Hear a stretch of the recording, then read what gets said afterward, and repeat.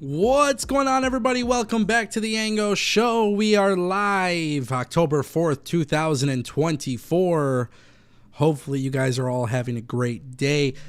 This stream will not be a long stream. We are just doing the predictions for WWE Bad Blood. I figured we'd get them out of the way because I wasn't even going to be able to stream today, but I've been able to carve out just a little bit of time so that way we can do it, and I don't want to waste any time. WWE Bad Blood is taking place tomorrow, October 5th in Atlanta, Georgia. It's a show with tons of legends going to be in attendance.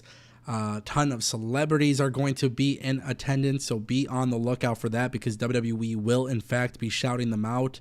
Metro Boomin's been a big part, obviously, with him in future, having music for the WWE. WWE has a very, very solid card. Now, there was a match left off of today's card, if you guys didn't know. So while you're watching this, maybe you're watching it live, maybe you're watching it on demand. But WWE Raw next week, Gunther versus Sami Zayn for the WWE World Heavyweight Championship.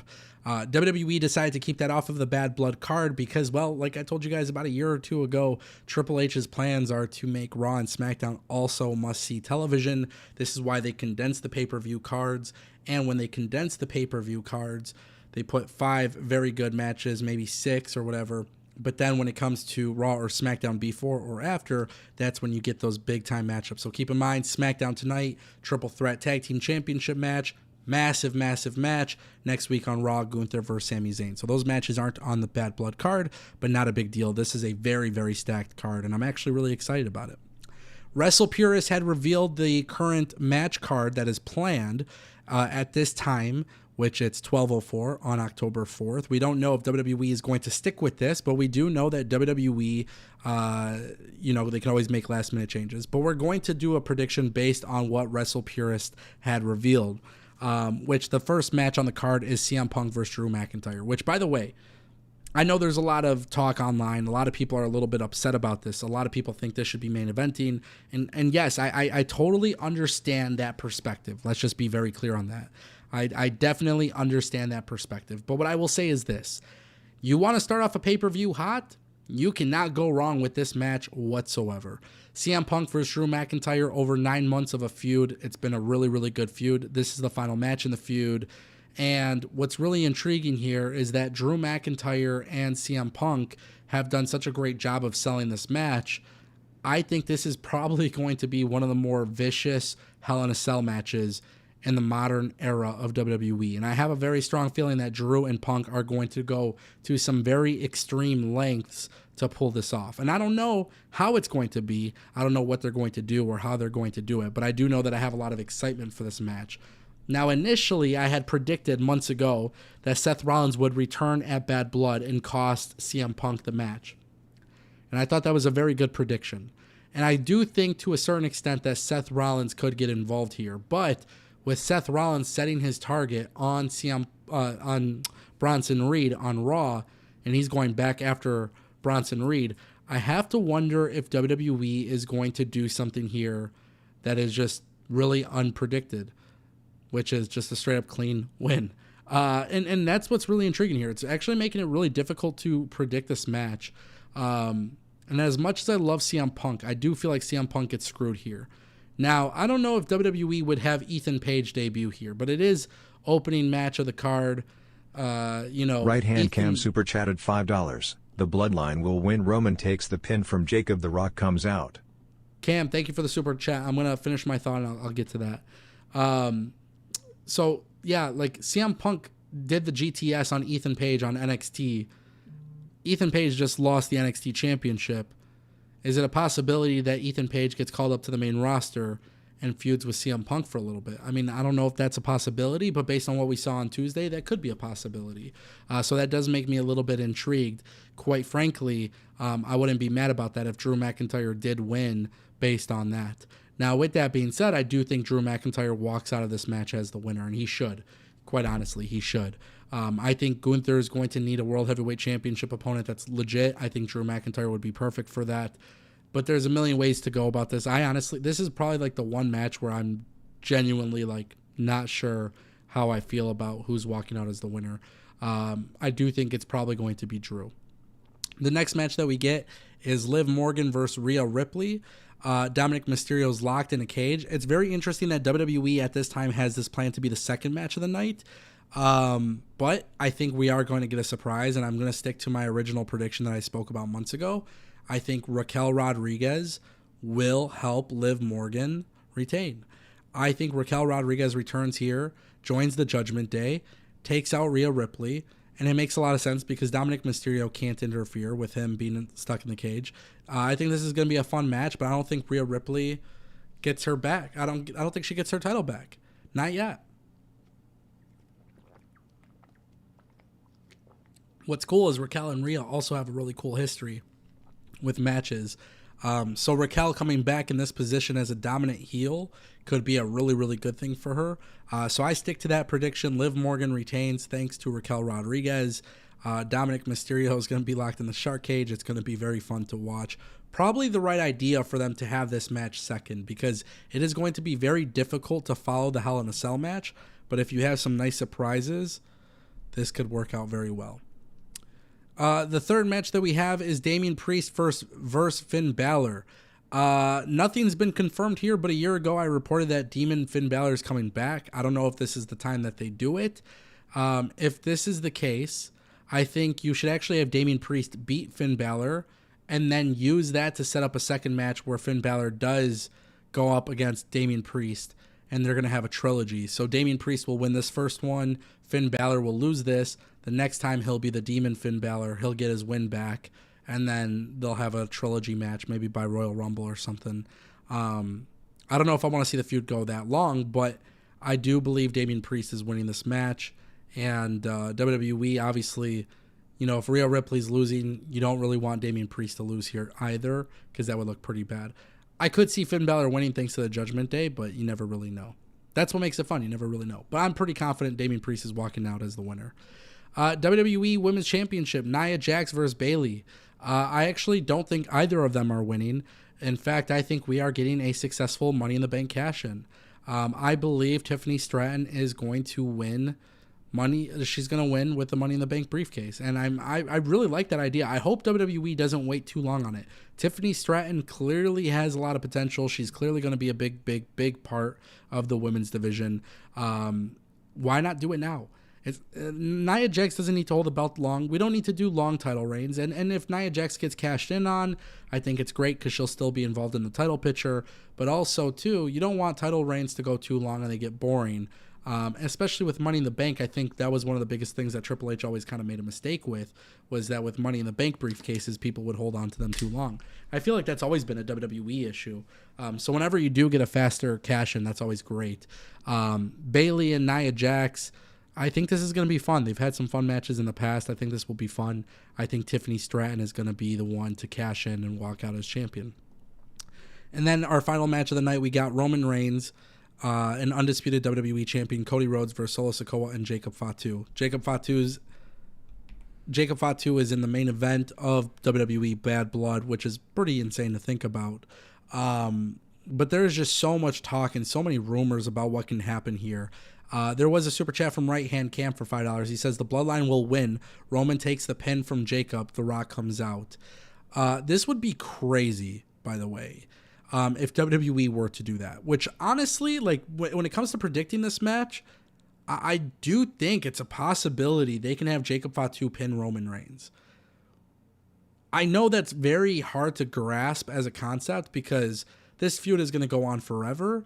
But Cody Rhodes said it publicly too, you know, like they already have massive plans for WrestleMania 41's main event. So what exactly is the plan? And then what about Crown Jewel? Like whatever happens with this match will take us to Crown Jewel. I have to wonder if Cam is right in his super chat, because if Jacob Fatu pins Roman, Jacob Fatu is going to challenge Cody Rhodes at Crown Jewel. That's how I'm looking at it. Now, as far as The Rock coming out, let's address that. Cody Rhodes, Pat McAfee, we all saw the video. Pat McAfee asks Cody if the big man's returning. Cody basically, yeah, I mean, it sounds like The Rock is returning at Bad Blood, which is the right move. You know, why else would this tag team match main event the pay-per-view? That's really the big thing that we need to understand is why is this match main eventing the pay-per-view? It's not the strongest storyline technically, because Drew McIntyre and CM Punk storyline is much stronger. But I do think when looking at this storyline, if you're having The Rock end the show, especially with the bloodline and Jacob Fatu standing over Roman Reigns' body, like that is pretty insane. That's going to be a very incredible visual. Now, some people are also predicting that maybe Cody and Roman win, but if Cody and Roman win and then The Rock comes out and it's just all three of them standing there in the ring, that's a very big possibility. Now, I'm taking a look at the chat. I see Dave is a little triggered right now, which is a little unfortunate. He says The Rock is not coming back.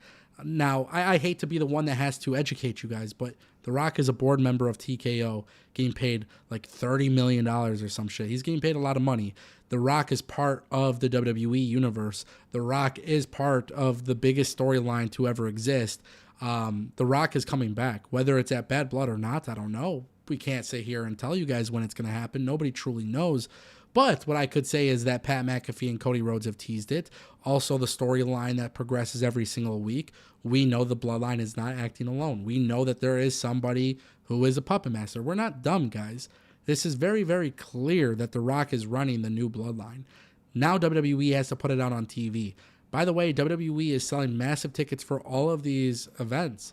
And, here's the thing. WWE selling tickets, and they're going to keep selling tickets. Like, there is so much here that is happening. And the beautiful thing is, when you have this much momentum, you follow with momentum. Unfortunately, sir, I'm going to have to put you in timeout because you're just annoying my chat. And we don't really rock with that kind of behavior. So, deuces. Yeah, so listen, this is how it's going to work. If The Rock shows up at Bad Blood, WWE is going to have a very, very massive storyline to continue because Roman technically on TV doesn't even know what The Rock is up to. Cody Rhodes' last interaction with The Rock was with the gift that, The Rock handed him or whatever, and then we never got a follow-up to that. So when you look at WrestleMania 40 and how big of a show that was, and now we're at Bad Blood several months later, yeah, the Rock coming back makes a lot of sense. It's just how do they plan on following up? What is The Rock's schedule like? We can't forget that The Rock is a very, very big part of WWE, but we can't forget about the fact that he's also a big part of Hollywood. So in my opinion, the way that I'm kind of looking at this is that The Rock will show up. Maybe we'll get some vignettes or maybe some video packages, and then we'll see him return in 2-3 weeks on SmackDown, which I think would be a good thing. I think that would be perfect. You don't need The Rock on TV every single week, but from time to time he should be showing up, and then we could be building and building and building. What's really interesting is some people believe that we're going to get The Rock versus Cody at Crown Jewel, which, dude, that could be a big possibility. Some people think instead of WrestleMania 41, that's when we get it. And, with WWE's deal with Saudi Arabia and just in general, Saudi Arabia, like they're putting on all of these massive, massive entertainment shows. They're the biggest boxing matches that you could put together. They're going to want some very big time matches from WWE. The Rock versus Cody is a WrestleMania main event.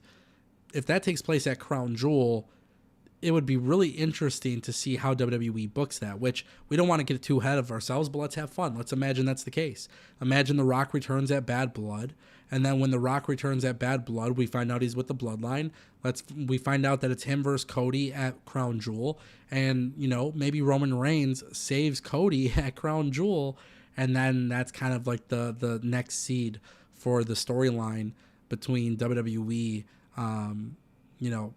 for WrestleMania 41, Cody and Roman, or Roman and The Rock. But, it's a very interesting thing. Some people, I'm looking at the chat, Mario says Roman versus Cody at Crown Jewel. That could be a possibility. If they win, for example, if Cody versus Roman, Cody and Roman beat the Bloodline, and, the Roman is saving Cody, maybe Cody being the ultimate babyface guy is like, hey, I'm going to give you a championship opportunity at Crown Jewel, fair one-on-one match.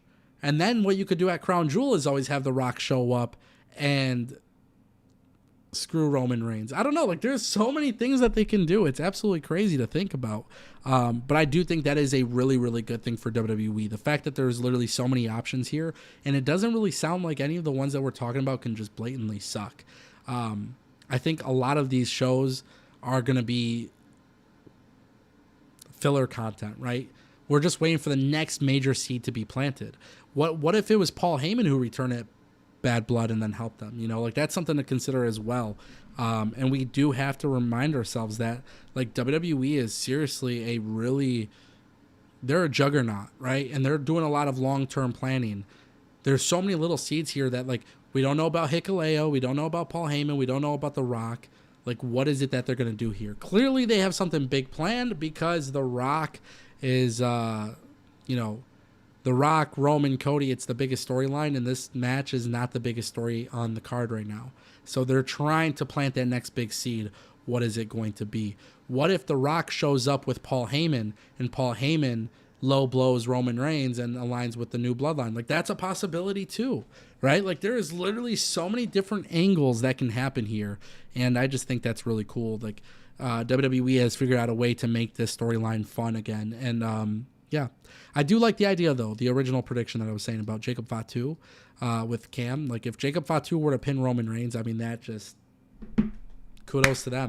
Like that would be massive. That would be massive for the career of Jacob Fatu. So I would be really, really excited about that. And yeah, I'm geeked for it. So I want to know what you guys think. As far as this tag team match, I think The Rock shows up either way.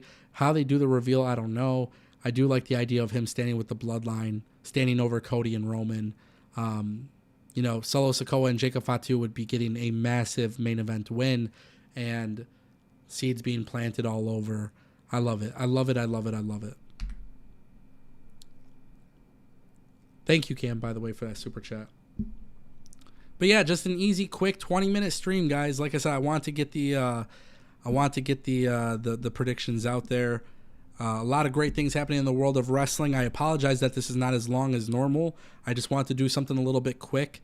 There is a new video that is dropped on my channel at this moment. Some very, very positive news for AEW.